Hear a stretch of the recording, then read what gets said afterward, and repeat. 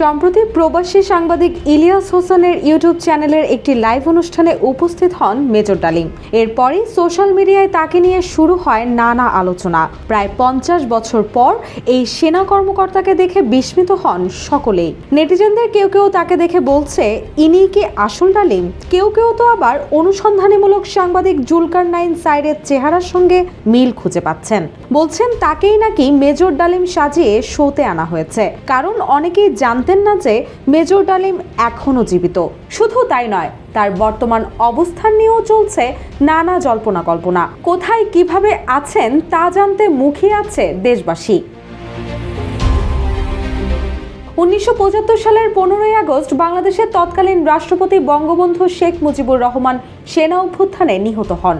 সেই অভিযানে অংশ নিয়েছিলেন সেনা কর্মকর্তা মেজর শরীফুল হক ডালিম। পরবর্তীতে তিনি লেফটেন্যান্ট কর্নেল হিসেবে পদোন্নতি পান, তবে সবার কাছে তিনি মেজর ডালিম হিসেবেই পরিচিত। RICL TMX, যুগের পর যুগ স্থাপনা থাকে মজবুত। বর্তমানে তিনি কোথায় আছেন সেটি কারো কাছেই স্পষ্ট নয়।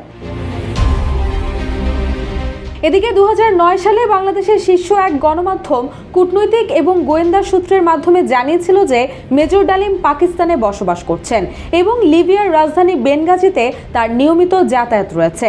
এমনকি বিএনপি নেতৃত্বাধীন 4 দলীয় জোট সরকারের সময় তিনি একবার বাংলাদেশেও এসেছিলেন বলে জানা যায়। এর আগে 1996 সালে আওয়ামী লীগ সরকার একটি টাস্ক ফোর্স গঠন করে, যার লক্ষ্য ছিল 15 আগস্টের ঘটনার সঙ্গে যুক্ত বিদেশে পালিয়ে থাকা ব্যক্তিদের দেশে ফিরিয়ে আনা। সাবেক রাষ্ট্রদূত ওয়ালিউর রহমান 1998 সাল পর্যন্ত এই টাস্ক ফোর্সের প্রধান হিসেবে দায়িত্ব পালন করেন।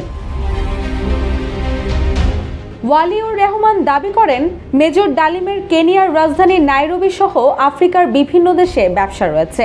এমনকি তিনি কেনিয়ার পাসপোর্ট সংগ্রহ করতে সক্ষম হয়েছে বলেও অভিযোগ রয়েছে। তবে তিনি পাকিস্তান, কেনিয়া বা অন্য কোন দেশে আছেন তা নিয়ে নিশ্চিত কোনো তথ্য এখনো প্রকাশ হয়নি। যদিও অনেকেরই ধারণা মেজর ডালিম বর্তমানে পাকিস্তানে অবস্থান করছেন। রুশাসুর, জয় জয় দিন।